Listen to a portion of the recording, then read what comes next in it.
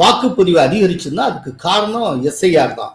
So anti incumbency காரணம் இல்லை அப்படின்னு சொல்றாங்க. இப்படி சொல்றதுடைய அடிப்படை அதாவது ஒரு பேசிக் நோஷன் என்ன அப்படின்னா, ஆன்டி இன்கம்பன்சி இருந்தால் வாக்கு சதவீதம் அதிகரிக்கும் அப்படின்னு ஒரு புரிதல் இருக்கு. இந்த புரிதல்ல இருந்துதான் இந்த விதமான கருத்துகள் உருவாகின்றன. தயவுசெய்து நன்றாக புரிந்து கொள்ளுங்கள். ஆன்டி இன்கம்பன்சி இருந்தால் அதற்காக வாக்குப்பதிவு அதிகரித்தாக வேண்டும் என்கிற அவசியம் கிடையாது. இருக்கிற வாக்குகள் இடம் மாறினாலே போதும். ஆன்டி இன்கம்பன்சி ஹெவியா இருந்தா அதுதான் நடக்கும்.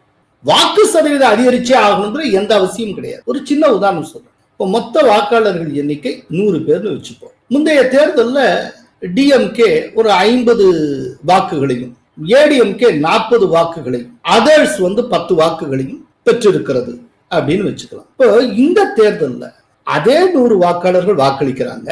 ஆனா டிஎம்கேக்கு 30, ஏடிஎம்கேக்கு ஒரு 60, அதர்ஸுக்கு 19 வச்சுப்போம். இப்ப என்ன இருக்கு?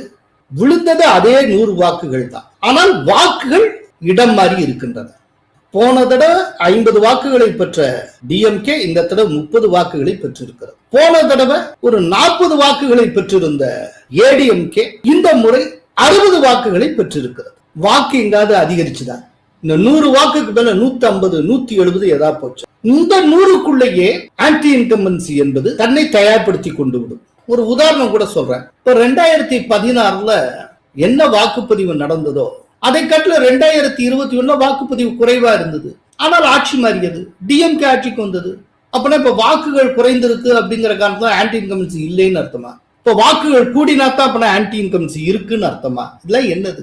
சோ ஆன்டி இன்கம்பன்சியினுடைய தன்மை அப்படிங்கிறது வாக்குகள் இடம் மாறுவதில் தான் இருக்கே ஒழிய வாக்கு அதிகரிப்பில் இல்லை.